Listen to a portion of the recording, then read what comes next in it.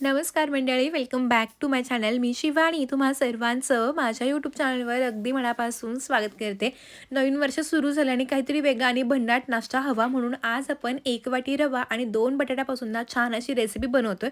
तुम्हा सर्वांना नवीन वर्षाच्या खूप खूप शुभेच्छा. तर त्यासाठी आजच्या रेसिपीला इथं बघा मी 1 वाटी इतका रवा घेतलेला आहे आणि 2 मध्यम आकाराचे बटाटे घेतले. तर रेसिपीला सुरुवात करूया. त्यासाठी एका बाउलमध्ये बघा मी 1 वाटी रवा घेतला. त्यामध्ये आता आपण 2 ते 3 चमचे दही घालूयात. आता बऱ्याच जणांना दही चालत नाही. तुम्ही त्याऐवजी ना 1 लिंबू रस किंवा तर दही नसेल तुम्ही अर्धी वाटी ताक पण वापरू शकता. चवीनुसार मीठ घातलं आणि हे सगळं बघा सुरुवातीला चांगलंसं मिक्स करून घ्यायचं. रेसिपी इन्स्टंट आहे त्यामुळं अगदी झटकीपट बनते. तुम्ही ही रेसिपी केव्हाही करू शकता. त्यामुळे तुम्ही 100% एकदा तरी ही रेसिपी बनवलीच पाहिजे. हे सगळं बघा चांगलं मिक्स करून झालं. आता मिश्रण थोडं घट्ट झालेलं आहे. त्यामुळे थोडंसं पाणी घालून ना हे थोडंसं असं जास्त घट्टही नाही आणि जास्त पातळही नाही असं बनवून घेऊयात. आता ह्यामध्ये आपण रवा वापरला तर रवा जो आहे तो थोड्या वेळानं थोडासा फुगतो आणि हे मिश्रण थोडंसं घट्टसर पण होतं. म्हणून पुन्हा बघा हे सगळं चांगलं असं मी मिक्स करून घेतलं. छान असं मिश्रण तयार झालंय. रवा चांगला भिजावा म्हणून झाकण ठेवून एक 10 मिनिटं असंच साईडला ठेवूयात. तोपर्यंत आता इथं बघा मी 2 मध्यम आकाराचे बटाटे घेतले होते ते उकडून घेतले. आता हे बटाटे आपण सोलून घेणार आहोत. आता ही रेसिपी मी मगाशी सांगितल्याप्रमाणे मी 3 ते 4 जणांसाठी बनवते. त्यामुळे मी इथं 2च बटाटे वापरलेत. तुम्ही जर थोडी जास्त बनवणार असाल तुम्ही थोडे जास्त बटाटे आणि रव्याचं पण प्रमाण थोडं जास्त घेऊ शकता. तुम्ही जर चॅनलवरती नवीन असाल आणि अजूनही चॅनलला सबस्क्राईब केले नसेल तर प्लीज चॅनलला सबस्क्राईब करून त्या पुढील बेल बटनला क्लिक करायला पण विसरू नका, जेणेकरून माझे असे छान छान व्हिडिओज आले त्याचं नोटिफिकेशन तुम्हाला लगेचच तुमच्यामध्ये बघायला मिळेल. आता बटाटे बघा चांगले सोलून झाले. आता अशा पद्धतीनं हातानं असे थोडेसे मॅश करून घ्यायचे. इथे तुम्ही चमच्यानं किंवा मग हे बटाटे खिसून पण घेऊ शकता. जी पद्धत तुम्हाला सोपी वाटेल तुम्ही त्या पद्धतीने नक्कीच हे बटाटे छान असे मॅश करून घेऊ शकता. बटाटे चांगले मॅश झाले. आता गॅसवरती बघा एक पॅन ठेवला. पॅनमध्ये ना आता आपण 1 चमचा इतकं तेल घालूयात. तेल फार जास्त घालण्याची गरज नाही आहे.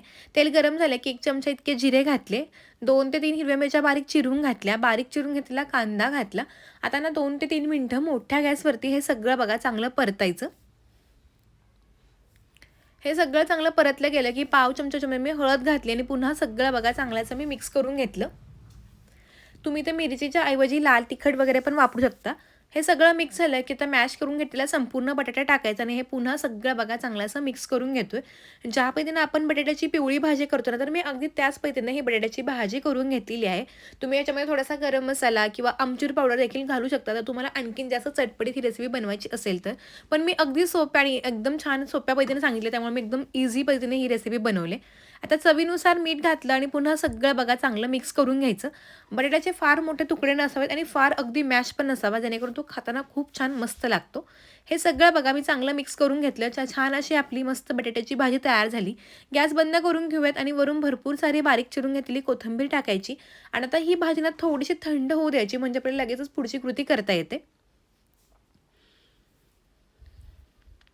भाजी थंड झाली की आता ह्याचे छोटे-छोटे गोळे करायचे आणि थोडेसे चपट्या आकारा म्हणजे ज्या पद्धतीने आपण टिक्की वगैरे करतो ना, तर अगदी त्या पद्धतीने आपण हे बनवून घ्यायचे किंवा आपण वडापावला वगैरे जसे वडापावसाठी भाजी तयार करतो ना, तर त्या पद्धतीने आपण ह्याच्या चपट्या टिक्क्या करून घ्यायच्या. तर तुम्ही साधारणपणे इतक्या भाजीमध्ये 6 ते 7 अशा टिक्क्या ज्या आहेत त्या बनवून घेऊ शकता. मी तुम्हाला आणखीन एक बनवून दाखवते. फार मोठ्या गोळ्याचा आकार घेऊ नका. अगदी छोटासा गोळा घ्यायचा आणि त्याला छान असा चपट्या आकारात करून घ्यायचा. मी सगळ्या अशा बघा टिक्क्या बनवून घेतल्या. तोपर्यंत 10 मिनिटं पण झाली होती आणि रवा जो आहे तो पण बघा चांगलासा फुललेला आहे. आपण घातलेल्या पाण्यापेक्षा बघा अगदी घट्टसर असा रवा तयार झाला आहे. आता ह्याच्यामध्ये थोडंसं पाणी घालूयात. पाणी किती घालायचं हेही तुम्हाला मी सांगते. ज्या पद्धतीने आपण इडली किंवा उत्ताप्याचं पीठ करतो, म्हणजे जास्त घट्टही नाही आणि जास्त पातळ नाही, तर मध्यम कन्सिस्टन्सीमध्ये आज आपण हे पीठ तयार करतोय. तर मला मघाशी सुरुवातीला अर्धी वाटी आणि आता इथं पुन्हा मला अर्धी वाटी, तर टोटल मला इथं 1 वाटी पाणी लागलं होतं. तर प्रत्येकाचा रवा कसा आहे ह्यावर पण पाण्याचं प्रमाण कमी जास्त होऊ शकतं. तर परफेक्ट मिश्रण तयार झालंय. रेसिपी इन्स्टंट असल्यामुळे ह्याच्यामध्ये मी पाव चमचा इतका खायचा सोडा घातला. पटापट एकाच दिशेने तो मिक्स करून घ्यायचा. सोडा नसेल तुम्ही इथं अर्धा चमचा इनो पण घालू शकता. हे सगळं चांगलं मिक्स केलं तर बघा छान असं पीठ जे आहे ते अगदी हलकं आणि छान असं जाळीदार तयार होतं. आता पटापट ही जी रेसिपी ती बनवायला सुरू करायची. जेव्हा आपण सोडा किंवा इनो घालतो तेव्हा रेसिपी हा पटकन बनवाव्या लागतात. आता गॅसवरती बघा एक नॉनस्टिकचा तवा ठेवला. तवा चांगला तापवून घ्यायचा. थोडंसं तेल टाकून घ्यायचं. आता एका कडेला बघा थोडंसं पीठ टाकून घेतलं. थोडंसं पसरवून घ्यायचं.